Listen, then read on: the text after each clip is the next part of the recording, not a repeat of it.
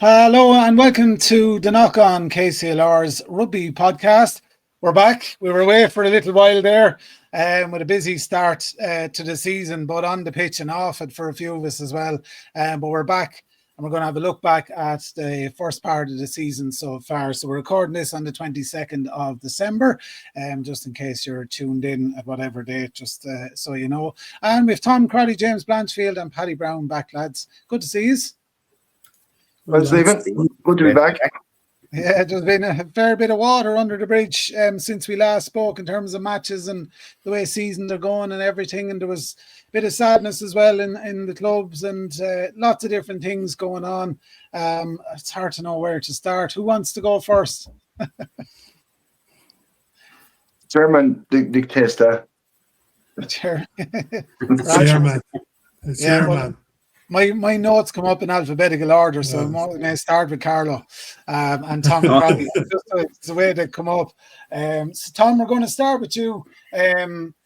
I suppose off the pitch, Tom, we need to acknowledge just a bit of sadness. One of the former Carlow players, and that passed away in the last couple of weeks and everything. Just there was lots of tributes I seen for that. Quite tough for the club as well, and for the locality and everything. And there's obviously plenty of words spoken in tribute to him as well. Yeah, it was just very hard on the Fitzpatrick family, but just a tragedy. And the young chap played with our Thurs last year, and he hadn't really played a whole lot of rugby. It was Billy, his brother, played more with us and played in the college. But it was sad. It's just an unfortunate accident, and. He was a bright kid with a bright future, and it's terrible sad when tragedy hit somebody so young, so maybe condolences out to the Fitzpatrick family and all those and all relations and friends, and but look, it's one of those things that no club, every club gets it at some stage hits, but the greatest respect for the family and hopefully they will have some peace in the new year and have a brighter new year than they've had. Other than that, we're we started on the rugby part of it, I suppose, the main thing. Bit of work on the pitch, Tom, over the summer. Yeah, we got the pitch done. Pitch is brilliant, well. actually. It's we got the pitch got the pitch. We just took a layer off the top of the pitch, reseeded it, redid it, and put a French drain around the outside. So all the water from the car park now is being whipped away and it's not coming out on the pitch. So we played Tullow the other night in a friendly, and even after all the rain, it was amazing. We were able to play. Other years it would have been a swimming pool on the far side under the stand, but that's gone now. So the pitch has been in absolute great nick. Now we have been minding it, but the lads did a phenomenal job, and they did the middle pitch, or little international pitch, as they call it. That got a bit of the history of that is Wales played under 20s. There was nowhere else. Ireland played Wales in an under 20 match years ago, and there was no pitch in the country played only for the little pitch. So that's become our international pitch ever since. But that pitch got done, and that's actually in good nick. Our top pitch will have to get a bit of a TLC this summer because it just gets a lot of training on it, and we haven't the 3G facilities of Tullow yet, so we're very dependent on weather and drainage and stuff like that. But no, they did a great job, and well done to everybody involved. So, and they got the lights eventually finished. So we've match lights now, full match lights on 2 pitches, and full training lights now on the middle pitch, which is you could actually play 3 games at the one time under lights at night. So that is all done, dusted, and completed, and I think they're moving on now. We just got the grant for the walking track around the pitch, and moving on to we'll have to find more things to do and try and find some more government money. But look, in fairness, Jennifer Marine and those have been very good to us, and have helped out with the applications and stuff. So look, it's great to have the money. I mean, to be honest, it's something that clubs need. We need government money. We need state funding for things, or else we won't have the facility. So I I know everybody gives out about governments and this, that, the other, but in fairness, they do give a certain amount of money, and we do make the most. When you look across the country at what's been done in clubs, like our sporting infrastructure has been so far behind, you can see such an improvement in clubs like locally and everything. It's brilliant. Absolutely, Absolutely. It's something sport needs. We need to keep kids playing sport. So the more money we can get, the better. Which is thanks for all their help with that. Then on the pitch that we have, we probably our biggest membership of adult players this year. I think we've hit nearly 70 registered players. For fielding 3 teams out. So kind of a mixed bag of results. Our first team, we started off and lost by a point to De La Salle. Could have won that game. Went up to Ashbourne, did the exact same thing, lost by 1 point. Should have won that game, but didn't. Messed up a bit in the second half. Came back down on the bounce with a good game against Clondalk and beat them 59-7. And then we had Gorey 34-14.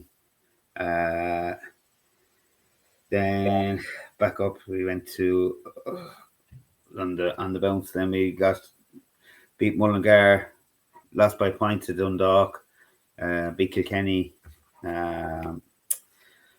Then went up and lost by a point to De La Salle. So that's 3 games we'd lost by 1 point. Those games would have put us back. It would have put us up in contention because we beat Ashbourne. We beat Ashbourne in the last game before Christmas. But look, the way it stands at the moment is Dundalk are they've won the league basically. There's no one going to touch them. They're on, well, unless De La Salle. Well, De La Salle have a chance of beating them. So Dundalk are on 44, De La Salle on 41, and we're trailing behind in third and 30. If we had won those 2 games, we would have been on 38 and still in contention even to get into it, if there is going to be a playoff position, to get back into that. But as I said, look, when you come down from, everybody thinks, because you play Division 1A and you come back down to Division 1B, you'll be the strong team, you fly back up. We warned it, but we didn't. We didn't have a great start to the season. It's a few lads through football and whatever, and we kind of hadn't a settled team. But look, we're happy with the performances. They're a good side. Probably just not as accurate at times as we should have been. We know where we go wrong. It's hard when you know what mistakes you're making, and we tend to make them on a regular basis. And it's not, we just have to cut. If we could just cut out the simple errors, like not hitting the line outs right,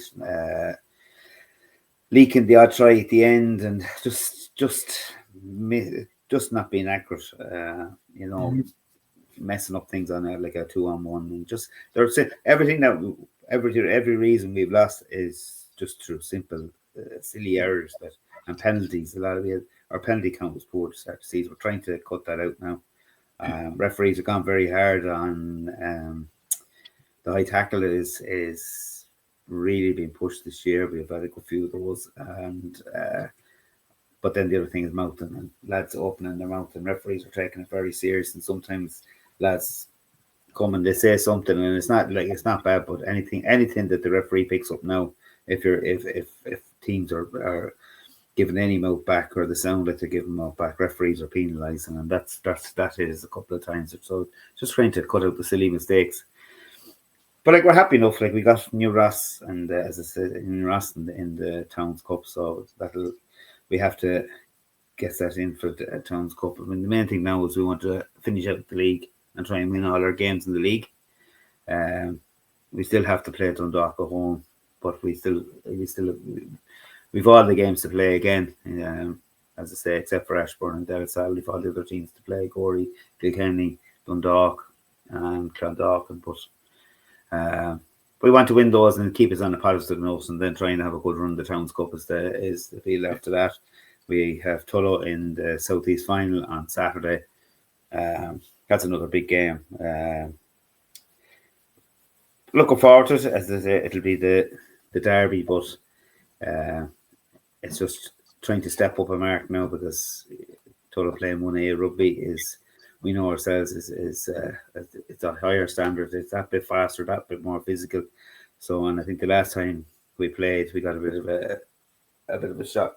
Just we played Tullow in the 1A, and it was you realise the difference in the physicality and the speed of the game. So we have to try and get ourselves back up for that. As I said, we played Tullamore in a friendly there the other night, so that kind of gives us a little bit more of an insight into it. Give us a game before Christmas. Our seconds are doing very well. They're top of the league. They drew to Dannah in the first game, and they beat Ashbourne. They beat Clondalk and beat Gorey, beat Dundalk, beat Mullingar, beat Kilkenny. Then they lost by 3 points, but they got the losing bonus points, which was great. And then they got two walkovers, which was a bit of a pain because we really could have done the games. So they're sitting on top of the league.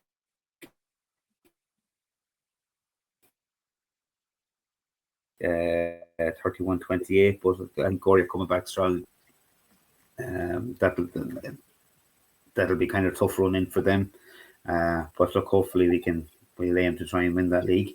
Our J3s or under 23s, we call it, they came top of their section, so they're in Division in Metro 5. And they lost their first game, but they're I think they're second in that or third in that at the moment, so they've all that to play for. And then they'll have the Thirds Cup as well to enter, so they're flying. It's just great to have.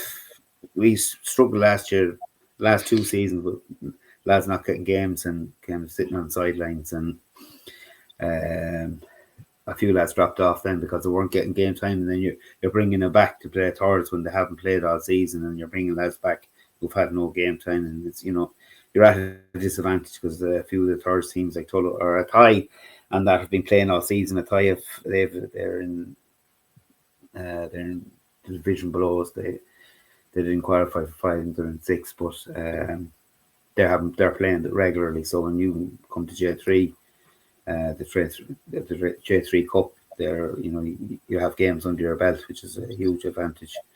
The women, they got promoted last season and went into Division 4. So it's almost a leap up of 2 divisions because it was split. It was weird last year, but they won their division and they got promoted. Struggled a bit at the start, but I think they're in 3rd position now in the league, and they've good numbers for training. It's brilliant because we only started the women back last season, and they've been a phenomenal part of the club, and just hats off to everybody really involved with the women because they've just added something special to they're in the bar, they're at the side of the pitch cheering on the lads, and the lads will go cheer them on, but they just added a sparkle to the club, which is brilliant to have them back. It's good. I'm conscious of time, so our youths are doing. They're in a decent place. We're probably got better coaches and play. We were struggling a bit for.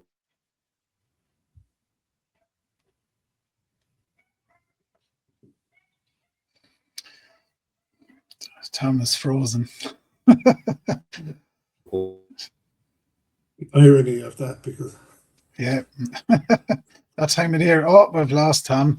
If you're watching, you can see what's happening, but if you're only listening, Tom has disappeared. We'll get him back there in a second. He's talking about the women's team for Carlow, and then on to youth rugby as well. But I think just looking at some statistics there for Carlow, lads, Tom back in years, Tom. And still talking away. Tickets last season. Tom, if you can hear us, we've lost you. You're blank and you're coming and going there. I don't think that broadband was as good as you said it was. It was Tino broadband. Yeah. Tom, if you want to log out there and come back in, you can. It's just we can't see anymore, and we've lost your audio there as well. But Carlow lads getting through quite a lot of. They're scoring like an average of 32 points per game. Their scoring difference is quite good as well. I think, as Tom was alluding to, there's a couple of things to clean up. Probably defensively,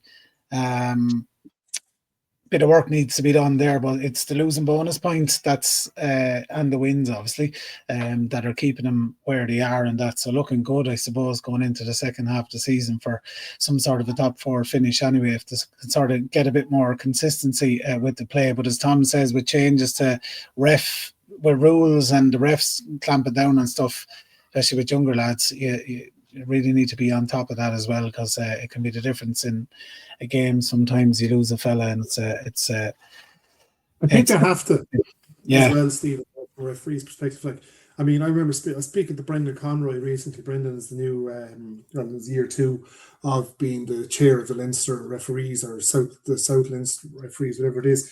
But like he was saying, they just can't recruit them. They can't get referees. So, because like, why would you put yourself into position for it? So I think, you can't blame clubs and you can't blame referees for clamping down on it, because like, it's frustrating as a player if you kind of say to your ref, come on, like, but and then there's a penalty given, you're marched back 10, like, it's hard to take up, but like, I couldn't see myself. I'd probably give away 50 meters a game just through that. Come on, ref, there's no need for it, and Only I suppose 50.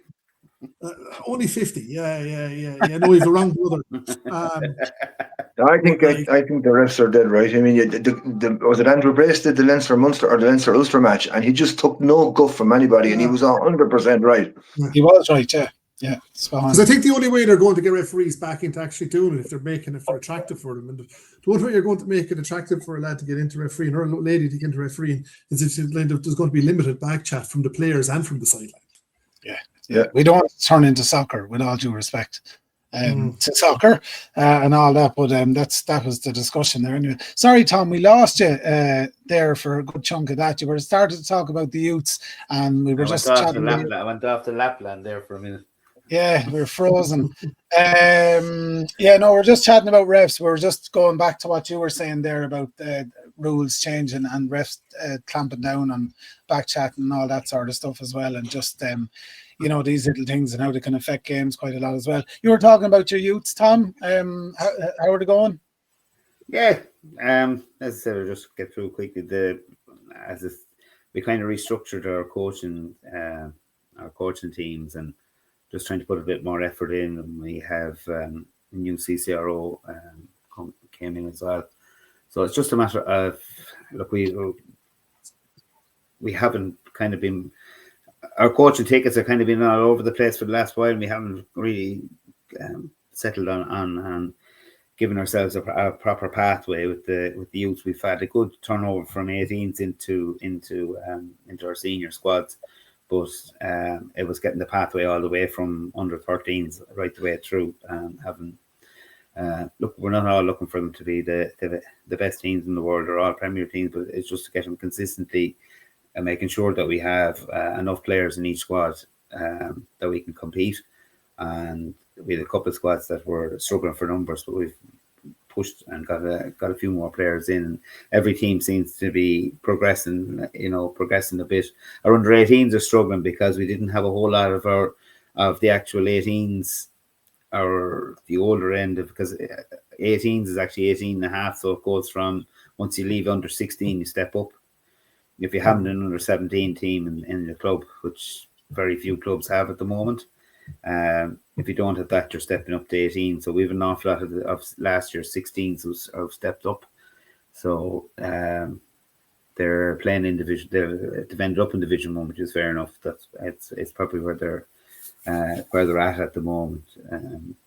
Just because we don't have as many of the 18 and 18 that half year to half. The 18th, the half part of that group. We haven't a lot of those players. I think we've only got 3. So some years you're lucky you can have a lot that are all 18, and you'll have a strong 18s then. But just look, we're building again, and that's the main thing. So the youths are positive, and big thing now, we've changed our minis to Sundays, and that has had a huge effect. The younger teams, the under 8s, the under 6s, they've all really jumped in numbers because we were clashing it. I don't know why we hadn't changed. It was something we were supposed to do, and it kind of was put on the long finger, but this year they made a conscious decision to change, and it has worked out because a lot of lads were playing soccer and trying to, and you know, I do believe kids should play as many sports as possible and should be allowed to play as many sports as possible. They shouldn't be told to play one sport or another. Just get out and play as many things as you can, and that's why you're pressing my buttons there, Tom. Soccer's now on its. That is it from the whole of the Carlow thing. Lovely. Thanks, Tom. Tom, just your predictions for the second half of the season. I suppose we're how long's a piece of string, but the aim anyway is top 4, top 2. Look, ideally be top 2. Yeah, I'm not going to top. Sorry, ideally at the moment, but there's no way we can get the points back to first. So it'll be aim for second, and but if not, we need to just win our games, get good performances out. The better we perform the league, the better hopefully we perform in Towns Cup. So it's to try and get. Look, everyone says it. At the moment, if we can finish second or third, we'd be happy enough, considering our results before Christmas. And look, we can say, I suppose the goal is to get to a Towns Cup semi-final, because I always say semi-final first, because that can happen from a semi-final. So try and get to Towns Cup semi-final and see what happens from there. Yeah. That will be our number one goal. Yeah, 100%. Thanks, Tom. Should we go on to James and Kilkenny next? James, again, I suppose frustrating season. Yeah. No, a frustrating season. Look, it depends what perspective you're looking at it from. Even though if you're looking at it from a first 15, second 15 perspective, it's exceptionally frustrating. If you're looking at it from a women's, through a lens of being one of the women's players who are involved there, it's exceptionally kind of positive. So you know, I mean, it's cyclical really. But yeah, I mean, it's been we'll start with the J1s, like the first. It's been a very, very, very tough season for them. But I think from our perspective, you have to look at it sensibly. We have almost 20 players that would be close to being starters in Australia, and you probably have a further 8 to 9 guys playing across the AIL. And AIL under 20s. So, you know, I think when our coaching team and when the players from the first will sit back and look at it and say, with the deck of cards or the deck of players that we have at the moment, we're doing quite well. In fact, because it's not a case that the lads aren't putting in performances. They're just not putting in 80-minute performances, right? I know Carlow held them to 0 in the 3 games back. But in saying that, I know, like, we're very frustrated that we've gone 8 games or 9 games and with only 2 wins and 7 losses. But we absolutely feel that we should probably have beaten Mullingar away and beaten Ashbourne away. That they're 2 games that we feel we left behind us through, again, poor decision making, ill discipline, just not concentrating in defence, you know. So it's really small margins for the lads, and like I have to take my hat off to them, because as I said, you have guys there who are stepping up to first 15 rugby who they probably know themselves. Some of them are probably J2 players, but they're doing a damn good job in there, you know. So I think credit to the boys, they're really putting in the hard work, and I have to say it for Corey, Wes, Ray, Eamon, and the coaching group, John Buckley, Noel Devlin. They're keeping such positivity around it as well. Like they haven't given up the fight, you know, which is great. So I mean, if you look at it, like the first game of the season away to Gorey, 27-13, a game probably we felt we could and should have gotten something out of.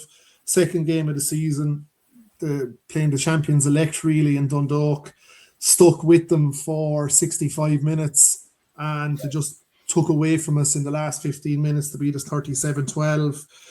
Mullingar away, lost 34-27 after leading that game for huge portions. It was kind of, we get a score and go up, they get a score and come back. So that's a game we really feel we left behind us. Had our first win of the season, then away to Clondalkin.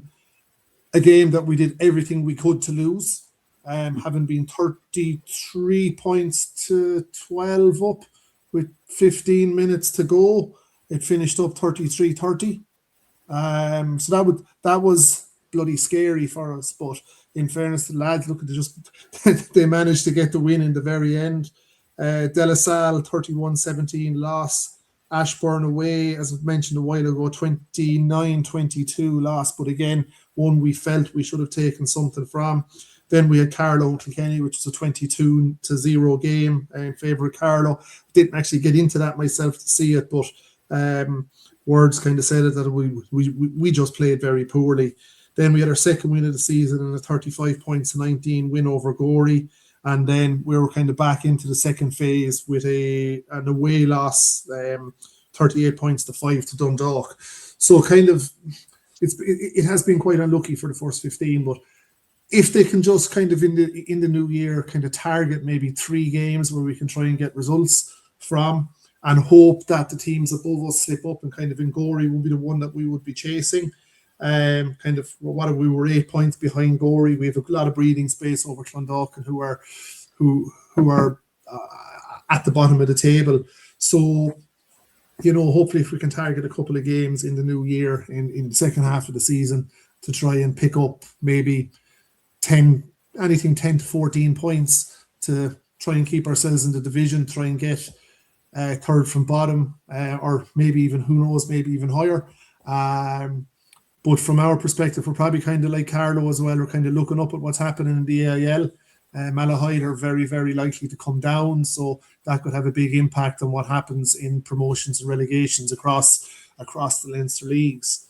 But look, we can only manage, and throwing out cliches left, right, and centre, but we can only manage our own house and just prepare as well as we can. Hopefully, we might have 1 or 2 lads back after Christmas. Danesfort were beaten in the hurling yesterday, so we might get Brian MacDonald and Dan Dowling back there. So kind of they could be a 12 and 13 in the first 15. We're very fortunate to get Conor Walsh back just before Christmas. And I believe Jay Callbeck is probably due back in around the end of January from his travels. So those kind of additions to the squad will just help bolster things. The seconds, obviously, kind of because of the firsts are under so much pressure, the seconds are coming under pressure for players, etc. They've gone, played 9, 1-1 and drawn 1 and had to concede a couple of games as well along the way. But again, just the lads are remaining very, very positive. And I think the easy thing to do would be for people to kind of say, they're not being well coached, or not being this, not being that. I can tell you for a fact they're being very well coached. Corey is keeping such positivity around the whole camp, the whole group. So we're all behind them, and we just hope that in the new year we can get a little bit of a run of form going. But as I said, again, putting on the lens of the women's 15, they've had a momentous season so far.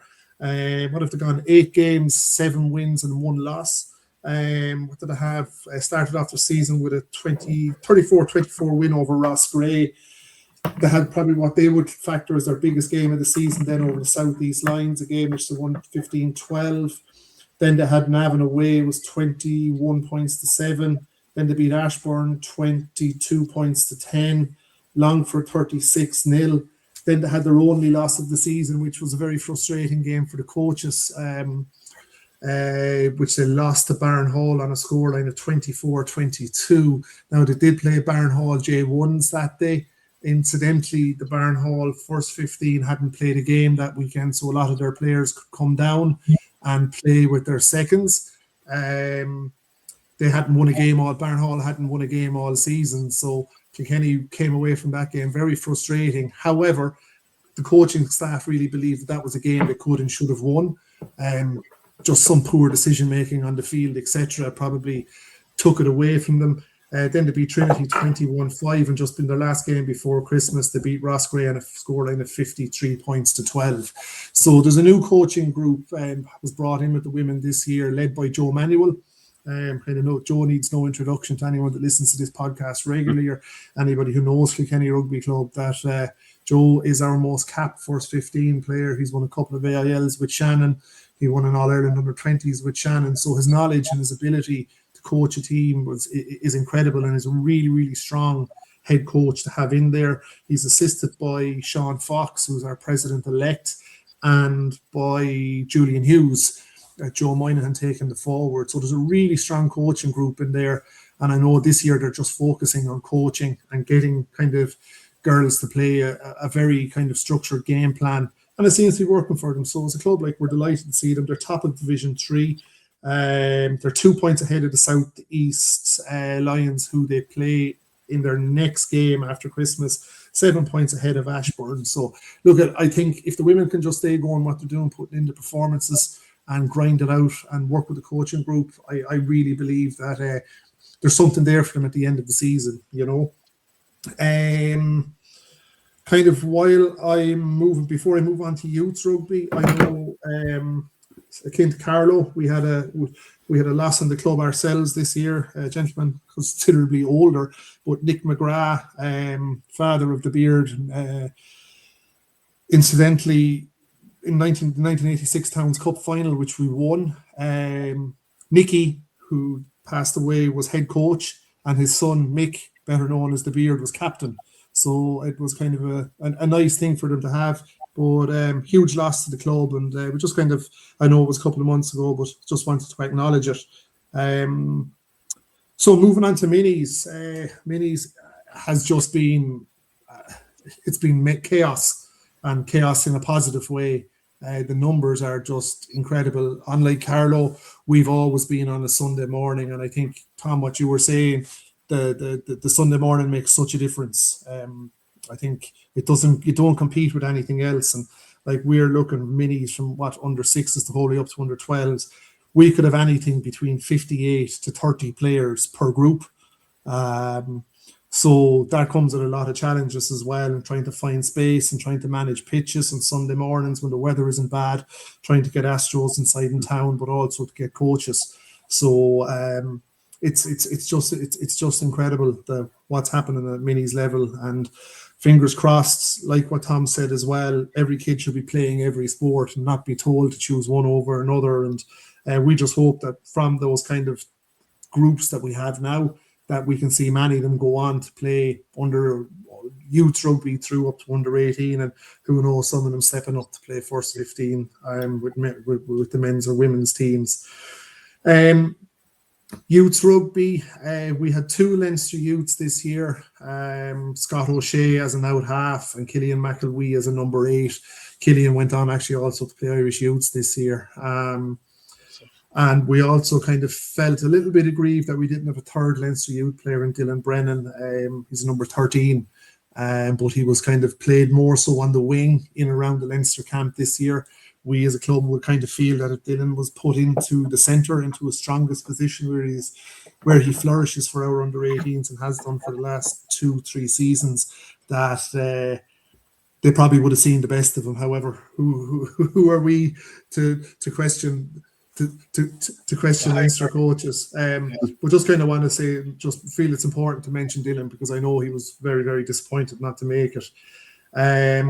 Through the age groups, the 13 boys are going well, the 14 boys are going well.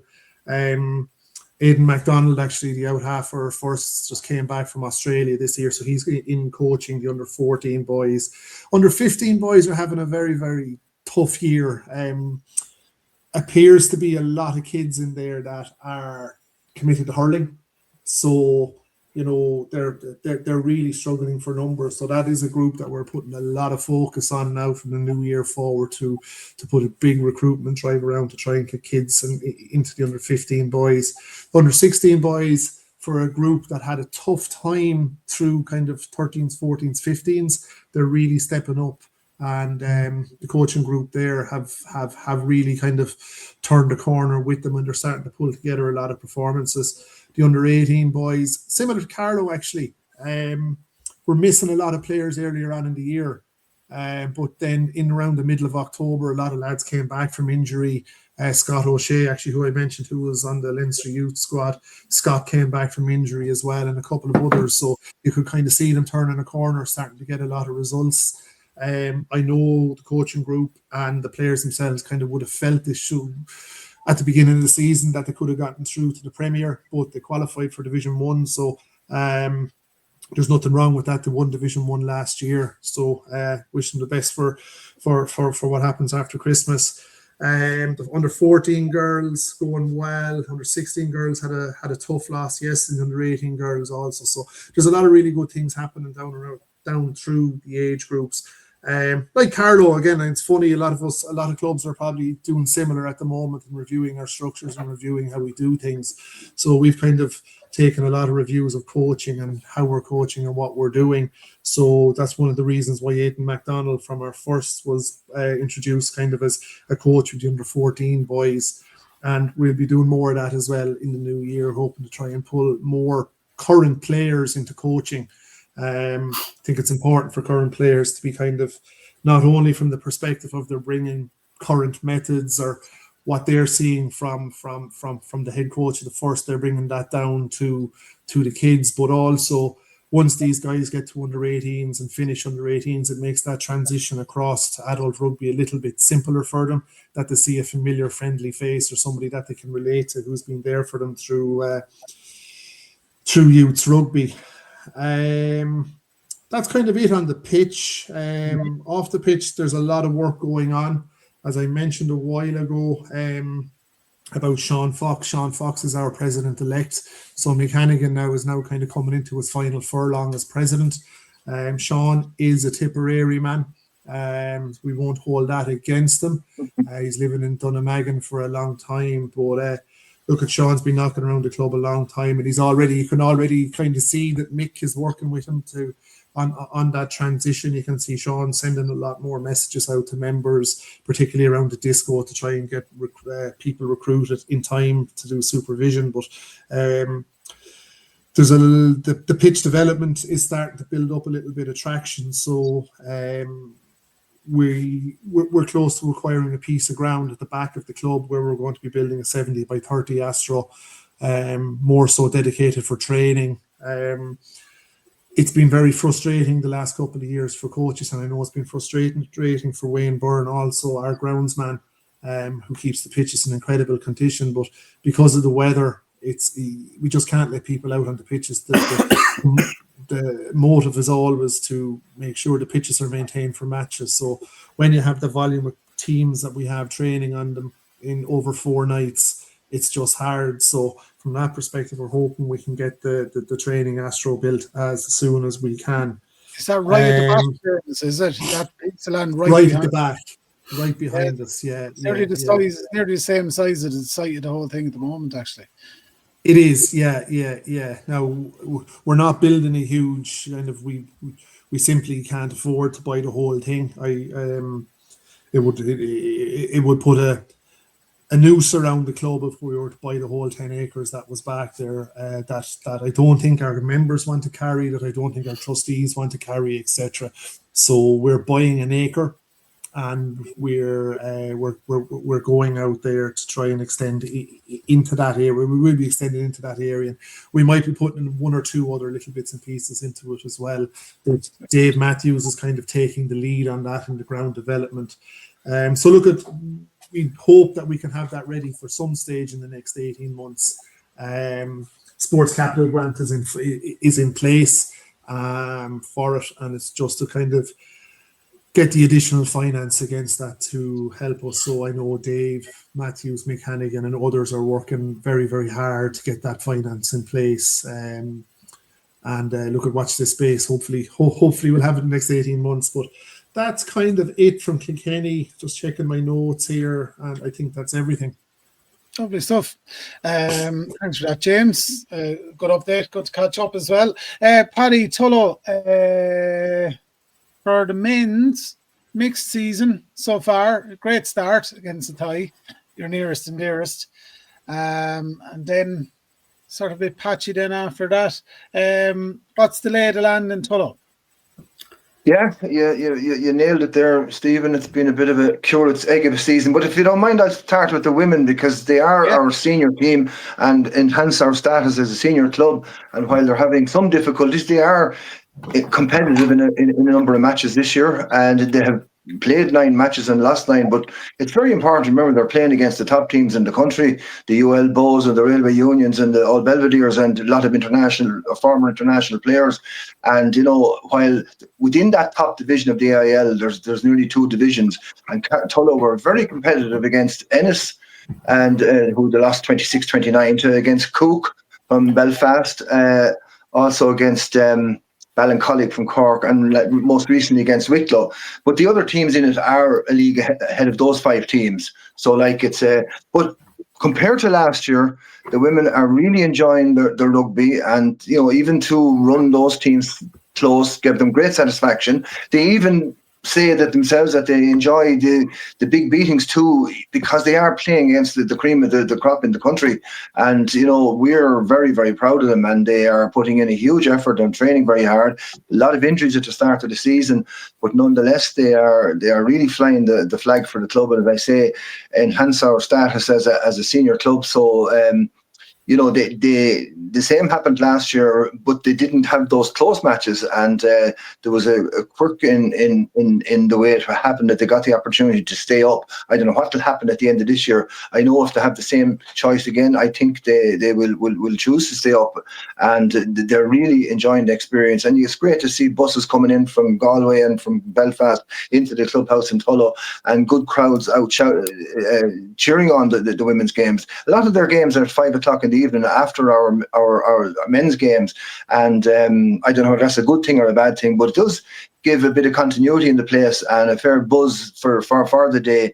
So look, hats off to our women's team. I'll come back to the girls' teams in a minute, even though Tom didn't mention them there, but we still are working under the Rhinos badge with Carlow, but they're going very well as well. But I'll come back to that when I'm talking about the youths. So just that's where our women stand at the moment, and there's 18 teams in that played the first 9, so they're starting into another round of 9 matches now in the new year.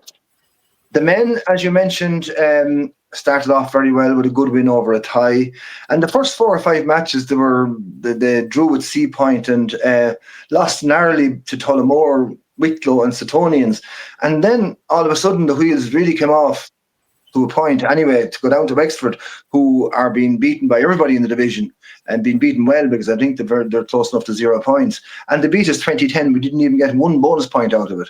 And it was a really strange match. I think Tullow got drawn into a bit of a war of attrition, and there was a few sendings off and that sort of thing. But nonetheless, it was the one that really shouldn't have happened. And a lot of people felt very, very bad about it.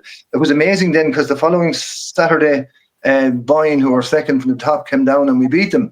So to put those 2 performances together 1 week after another it's very strange, and that's why I call it a bit of a curate's egg. Our last match then was against the Thai, who gained good revenge for our defeat of them at the start of the season, and while it was a very close match up to half-time, the scores were level. They went on to beat us 40 points to 20. So Thai really showed their pedigree in that match, and they put us to the sword. So that leaves us second from bottom, and as both the boys mentioned there, the playoff the promotion playoffs and the relegation playoffs are crucial, and ending up in the bottom 2 is not where you want to be. And so we've it all to do if we want to avoid that. We're at Wexford are down on 4 points, and we're at 15. Wicklow at 19 and a tie at 20. So we won't be playing a tie again, but we will be playing Wicklow, and then the other 4 teams are they're all above that. So we'll have it all to do to avoid being in the bottom 2. It's hard to see it happening, to be fair, and because of that Wexford defeat, it really is after turning our season. I suppose we suffered a little bit from missing a few of our big players. I suppose Tullow's strength over the years has been size, and Martin Cole missed the entire season so far, and he's definitely our biggest man at over 20 stone, and he uses that weight to good effect. So he will be back after Christmas, we're told. He had an operation. And Stevie Smith, our other big man, has played very little rugby this year. He's been carrying injuries, so whether he'll be able to shake that off or not. He's a lot of rugby under his belt. And of course, Jack McDonald hasn't played much either because he was part of the Fighting Cocks' famous voyage to the Leinster Junior Final, and so he'll be coming back to us after Christmas after that exciting experience. And if you're talking at the pack, you really then have to hand it to the stalwarts who were there carrying the pack, in the absence of those three big men. So Scott, our captains, Scott Callback, of course, and Tom Cashin and Dan Culleton and 46-year-old Joe Waters, who's playing the best rugby of his life. He's an incredible man, and he really had to play a lot more this year because of missing the other big men. And then a few of the I heard he had a good year with the club. I heard he had a good year in the GAA as well, though. He's unbelievable. Yeah, he's unbelievable, and building houses in Soweto at the same time. So he's a mighty man in the gym every morning at 7:00, and he's actually playing better rugby, I think, than he ever played. He's an incredible character and a real inspiration to the younger lads in the club as well. He's a fantastic character. So, but a few young lads come in there like Tom Culleton and or Dan Culleton and Tom Hughes, and I suppose they're getting a lot more rugby than they mightn't otherwise have had, but because of the injuries. So let's hope the new year brings a bit more cheer. And Martin Cole is a hugely important player to us, and he missed the whole season so far. So hopefully he will be back. Our seconds, as a kind of a follow on from that, have won one match and lost the rest of them, but they have numbers, and but we wouldn't have anywhere like the numbers that you were talking about, Tom and Carlow, and we'd be struggling to get out a second team. But for us, that's not bad, because a few years ago we weren't getting second teams out before Christmas. So I mean, at least there's two teams out there training, and But I think the training in the seconds isn't as good as it could be. But hopefully they'll lift it after Christmas. We're not looking to win leagues or anything like that, but we want to have a fairly competitive team, which we usually do coming into the Seconds Cup. I suppose the big positive for the club is the youths. It's incredible, really. We've 6 boys teams, 13s, 14s, 15s, 16s, 17s and 18s. 5 of those will be going Premier. Looks very like it. 5 of them are in Southeast finals, and the other one, the under 16 boys, are in the Southeast Plate final. So they're all in Southeast finals coming up in the first weekend of New Year. And to have 4 or 5, maybe 5 of those teams playing Premier in the New Year is a fantastic achievement. Boys both talked about the coaching reviews and that sort of thing, but we are lucky to have a pretty settled coaching groups for all those teams. And you couldn't ask for better than that, to have all teams in Southeast finals and 5 out of the 6 teams playing Premier in the New Year. Our we have a 17s team, and we were lucky enough that both the men pointed out there that our 18s then are going very well, but they are all 18 because we have a 17s team. So that's a huge advantage. There's no question or doubt about that. The Rhinos teams, then the 3 girls, are also in Southeast finals. Both of the under 14 girls are in the Southeast Plate final, and under 16 girls and under 18 girls are both in the Southeast Cup finals. So it's an exciting weekend on January the 3rd when all these Southeast finals are being played, and then looking forward to Premier competitions next year for a lot of our teams. So it's a real success story at youth level at the moment, and hopefully we'll be able to hold on to a fair number of those 18s. There's 5 or 6 of those 18s well fit for first rugby next year or even this year. And as all the regional clubs experience, we're going to lose a number of those to Dublin next year when they go off to college, and it's always a challenge. And like you mentioned earlier, it's we have a good few players playing in Dublin at the moment, either under 20s or even at a senior level in the IL. We had 2 guys opposing each other in the league final, or in the cup final there, between who was it between? It was Ternure and Belvedere, I think, but it was Charlie Ward was playing against Killian. What's his name? Yes, Killian Redmond. So we had 2 boys opposing each other in those finals, and 2 of the leading players on each team. So it was great to see that. So yeah, that's the big positive from our club this year. Another positive is on the development side. We have got planning permission for a new big development we are going to build a new clubhouse and new dressing rooms on the site of the current dressing rooms, and the current bar will be turned into the gym. So it's a very ambitious project, and fundraising will be going ahead in the earnest, and we'll be looking for whatever grants we can get. And I agree with what Tom said there, and James, like the grants are there at the moment, and the government are really pushing money out through a whole lot of various mechanisms. One of the grants we're getting is through a diversity program, because we are a big need for our dressing rooms, because our women are so strong at the moment. Our dressing rooms aren't, and showering areas aren't just fit for purpose. So that's the reason we are reshaping our entire dressing room setup. And that will be on the ground floor, and above that will be a bar and a big viewing area looking straight out on both pitches, and particularly on the 3G. Another advantage of having more and better dressing rooms and better laid out dressing rooms is that we'll be able to play a lot more matches on the 3G. And I suppose the lads talked about pitches there. Despite some injuries, all our teams want to play on the 3G. That has been a big learning over the last few years. We weren't sure about that when we undertook the development, but that has been the experience, and certainly the new development will enable us to play a lot more, some more matches on the 3G at any rate. So that wraps up Tullow. And you asked the advisor, where does the see next year going? We're going to struggle to stay out of the bottom two. We really want to stay in 1A, obviously. If we got a few results, we could, and if we had those men that were missing back, it would help our cause, and it also would help heading into the cup. So we have a bye in the first round, so we don't know where we stand on that. But like as people know, we love the cup in Tullow, so we will be hoping to get a bit of momentum going in the new year and start winning a few of those games and face into the cup with a certain degree of confidence. So that's it, Stephen from Tullow. Good stuff, Paddy. Nice little round up there. Sounds like great out plans, and there are lots going on between walking tracks and Astro training pitches and new clubhouses and everything. There's plenty going on, lads. It's good to catch up with us all. Matters arising.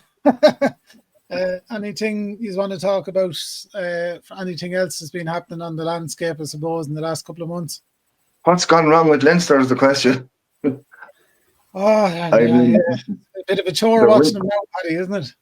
They're winning matches, all right, but they're winning them the hard way, and they're not playing with any degree of flair. And I think there's a number of factors. I'm not sure about the defensive coaching system, and certainly think that having that many players on the lines and on the Irish team is taking the good out. There's an awful lot of players out there who are shagged and are overplayed. I'm actually not sure about the coaching team, Paddy. I said it before.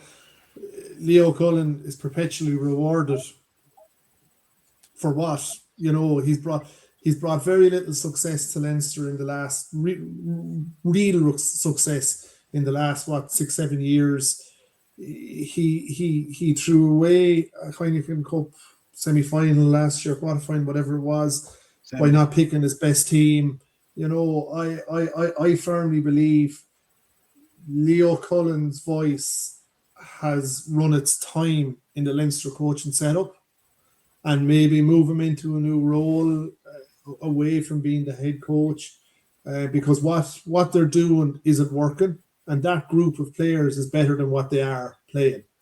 Yeah, definitely. I think Paddy hit the nail on the head. That defensive system is based on a frantic defense and a rush defense, and I think it's so demanding week in, week out to do that. Yeah. And it's also, it has to be perfect, because if it's not perfect, mistakes happen. Yeah. That's true, yeah. I don't see the flair that they have. We're not South Africa. No. We don't have those bodies, big bodies to take the batter. And I think we're going to struggle. Look, maybe I'm wrong, but just looking at the likes of Bath and you come into Toulouse and teams like that, they will take a battering, and they will be tired after the Six Nations. The same players. The physiology of it. I had a chat with someone recently who was telling me that when Ian Aber came into Leinster, the biggest challenge that he had was actually working with the S&C coaches to change the physiology of the players to actually, for these bigger men, so they could actually get lower to make the tackles. So, like, you're changing a defensive system, but they also had to change the physical attributes of the players as well. So, I mean, it's funny when actually it was said to me that the Leinster players, they weren't flexible enough to get as low as Ninaber wanted them. So, yeah, you're right, Tom, as well in everything you're saying there. Sorry for butting in. No. I just find that I've kind of always said this, when you have so many players from the one team, and Paddy said it there, you're going to be knackered. You're playing on all fronts, playing for the Lions, playing for Ireland, playing for Leinster, and if we have more players that were available to play at the top level, at Irish level, lads would get a break, and it wouldn't reflect on the provinces. Like Munster have a couple of players in there, Connacht have one or two players in there, Ulster have a couple of players, but it just means that they're like those players aren't going through the same hardship that the Leinster players will go through. I'm actually delighted to see Kieran Frawley going to Connacht, because I think he needs a break. Not confirmed. It's a good move. It's a good move for him. Yeah, good move. It seems to be confirmed. Yeah. And kind of came out today that it kind of appears to be more or less. Well, I hope it is, because I think I think his biggest problem is this thing of being a jack of all trades and master of none. Yeah, exactly. Yeah, he needs to play out half, and he won't play out half. He's only third place in Leinster. Yeah, but did Bernard Jackman write in the Independent today that he's being primarily signed as an out half? Yeah, I think that's the way I read that. Yeah, that's the way I read it. Yeah, and he knows Lancaster, so you have that as well. Yeah, but like, I don't know. Just on a general comment, I'm finding rugby so hard to watch. It is, James. I said at the start, it's a bit of a chore, isn't it? It's just so, it's gone. I think rugby's at a very dangerous crossroads. Like, I have my opinions on referees, but I actually think the referees, and I'm parking the Ireland South Africa game. That was just I hope that's a one-off. But even prior to that and since that, referees, I actually think, are destroying the game. They're just, at international level, they're just analysing everything. You have a kick clock. I actually think there should be a clock for TMO, that the TMO has a minute to get the decision made. If they can't make the decision, go back to what we used to do and let the citing commissioner deal with it. Yeah. And just keep the game going like this. It's just so mundane to watch it. The only international team that I'll actually properly sit down and watch now is Argentina, because they're playing rugby. They're throwing the ball around and they're having a cut. And Fiji. Well, the Fiji, yeah.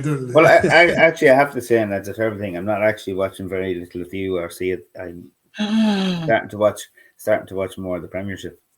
The English Premiership is electric at the moment. See the game yesterday? Or was it yesterday or Saturday? Exeter and Saracens. Exeter and Saracens, and then Bristol Bears. Bristol Bears annihilated Harlequins in Harlequins. Yeah. Wow. And they played outstanding rugby. It was lovely to watch. Both games were just great to watch. And it's something that, I don't know. We'll wait and see what happens in the Six Nations. Connacht got destroyed against the Dragons as well the other night. They were absolutely destroyed. Scary. That was a terrible defeat. Yeah. And then you hear of like the international teams as well. Like, what's the article ready today? Or Andy Farrell's considering recruiting an ex-referee to join the Irish coaching staff. Like, I think that's more BS, to be honest with you. You're the coach your players within the laws of the game and get on with it. Well, England have had that for the last, I don't know how many years. Yeah. Barnes is everything, isn't he? Yeah, but they had consultancy for the last number of years. But that makes sense. Yeah. I mean, realistically, every team in the country should have their club referee doing sessions with them and showing them exactly, or do the video sessions and showing them exactly. That's true from that perspective, yeah. You know, because we need to know what the way referees are thinking, and we also need to respect them, as we said at the start of this whole thing. That we just give them if you give them the respect, they're not going to change their minds. Referees don't change their minds. Just let them play. You can talk to them after the game. But I think it only frustrates them And then I think and you know yourself, you get frustrated.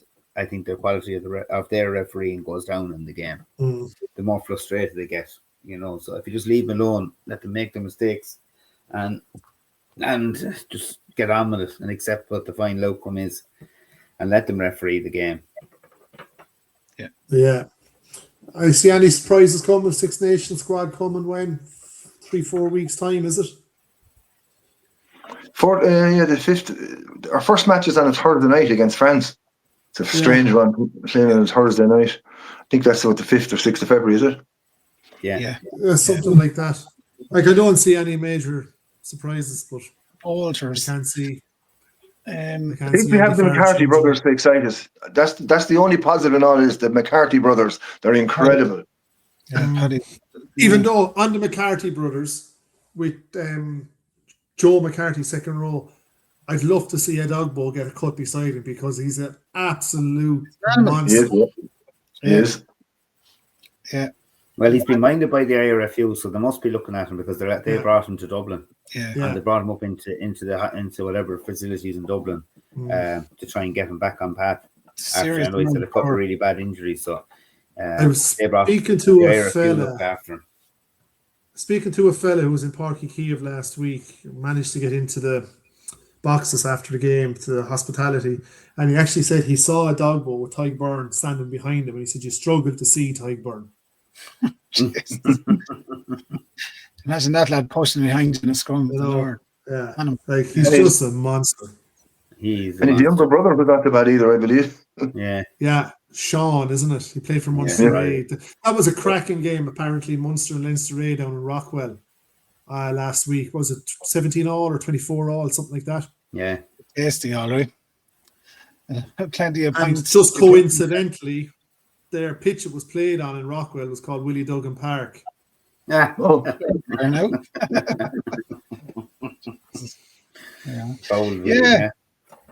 Strange time for professional rugby, I suppose, but we're keeping it local here anyway.